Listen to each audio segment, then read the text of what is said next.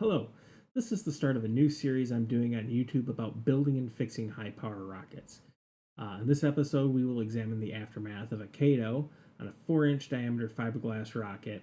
The rocket was loaded with an Aerotech K2050 Super Thunder, which is a very high thrust motor. Let me show you what happened. 5, 4, are you ready, Ryan? Yep. 3, 2, 1. Whoa! Oh, Houston, we have a problem. Houston, That was a little too much power, Ryan. that's gonna burn. That's going to be your...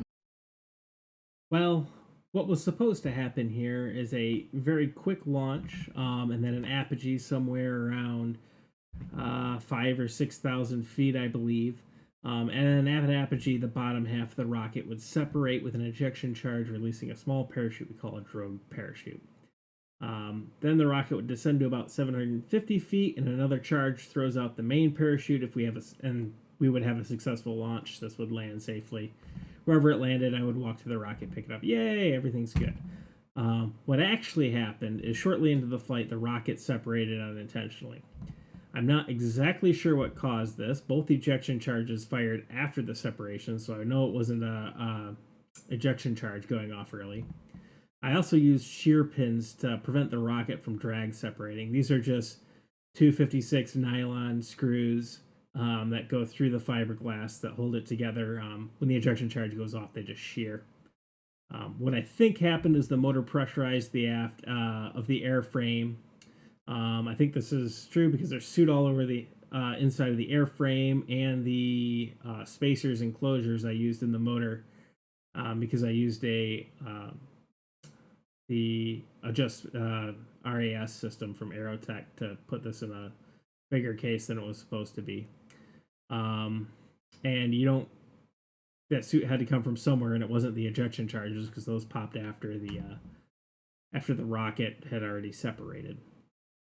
I personally think I screwed up something with the motor assembly. This was the first reloadable rocket motor I had put together in about a year and a half, maybe 2 years. So maybe I was in a rush and I didn't read the instructions correctly. What I really should have done was used a plugged forward closure.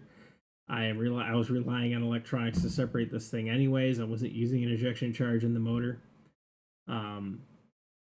So yeah, lesson for next time. If you're not going to use that, get a plugged forward closure. Damage to the airframe was actually pretty big. We had a zipper all the way down. I'll show you that in a moment. But the motor casings and closures are all 100% fine.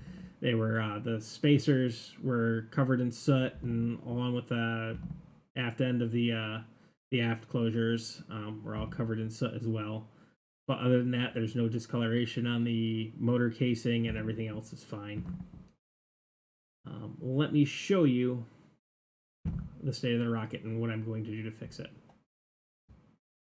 So we're going to try and repair a rocket that had a pretty nasty zipper from the K2050 disaster. We're going to try and cut off the tube, see if there's enough space between where the rear, the forward centering ring and where the ring is, see if we can fit a coupler in there and put in another fiberglass tube and see if we can't repair this thing. In the meantime, you'll get a close-up shot of what actually happened. So let me switch camera views and show you that. Okay, here's what we're looking at. This is a fiberglass tube, and that is a Kevlar shock cord that went down there. Just to give you an idea of how far that is. All right, so we have a yardstick thingy. It's got metric on one end and English on the other. So we're gonna do this in metric because I like the metric system. You should too. Although this is backwards because it's upside down, you can tell. How far did that go?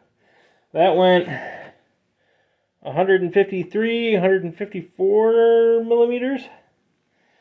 I think if we cut at like just there, if we cut right about at 560, or 560, I'm sorry, 560 millimeters. 554 was what it broke off at. We're going to go to 560 millimeters down the tube, and we're going to try and cut this tube all the way around there. You can see it's fiberglass, so you can see we've got, probably about 40 millimeters, 45 millimeters of space before that centering ring.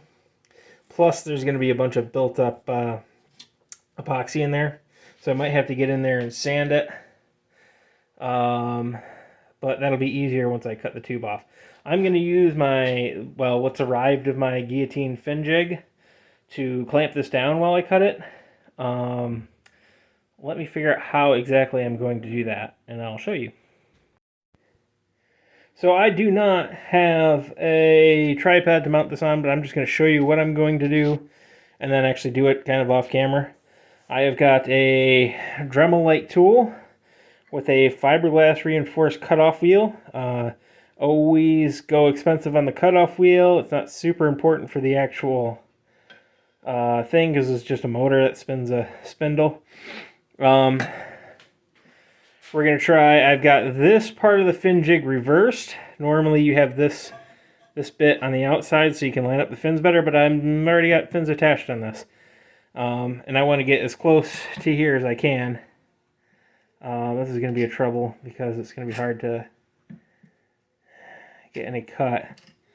I'm kind of already butting up against that. We'll see how this goes. If it works, you'll get a lovely YouTube video. If not, you won't get anything. It is free! It's going to be really easy to tie a new shot cord on, so I'm not worried about that. I just got to get that all level. That cut's got to be all level, so I'll work on that with the palm sander here. Okay, so I have finished sanding this here. It's not perfectly circular, but it doesn't have to be because we can fill the gap afterwards. This isn't a part where the rocket comes apart, so we can hide this with Bondo spot filler or just more epoxy. The big issue I'm going to have to figure out is how to put a shot cord in here. If I have a coupler in there, is there going to be enough space for that that eye bolt, to use that eye bolt?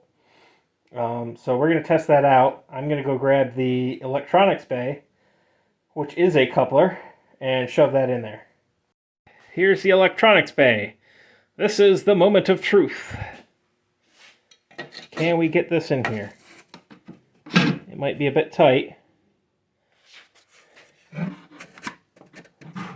It looks like it's going in. Let me wrestle with it for a little bit and see what we're looking at. One of these days I'll remember to take off my mask before shooting this. So we're going to work on sanding, getting some epoxy so that we can get this seated a little bit farther than that. But this will totally work still as an anchor point. Super happy about that. There's a couple of epoxy bridges on that eye bolt I got to get rid of. And then probably sand down in the hole a little bit more to see about that. And I'll see about getting a tripod for my cell phone and do more of these repair videos.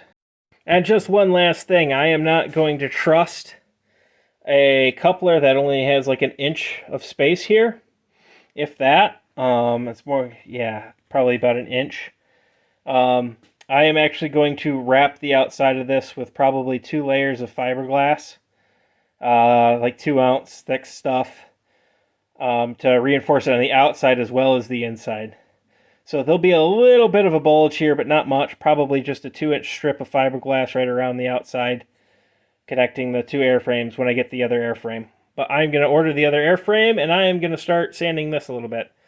Just getting there with a Dremel, hopefully. We'll see. I might need an extension or something like that. The first issue, and the one I should have seen right away, is that conformal fin guide, I don't know if you can see that well, is effed. We're going to have to sand it off. I'll just Dremel it out. And then the other thing is, this fin, bit wobbly. So we're going to go through, we're going to do this to all of them. We're going to drill some holes along here, probably 3, maybe 4. And we're going to eject epoxy into the middle of the fin can here. I'm going to have to get more epoxy. I don't have enough for do that. And I want to redo these fin fillets anyways. Yeah. Other than that, I've gone a little bit further. I've gone through and cleaned up the inside here. You can see most of it's off the wall there. The coupler, well, my eBay sits much lower in here now, which will be good for that fix. Yeah. Next time I will be drilling and filling those things and possibly reshaping the fin fillets on this.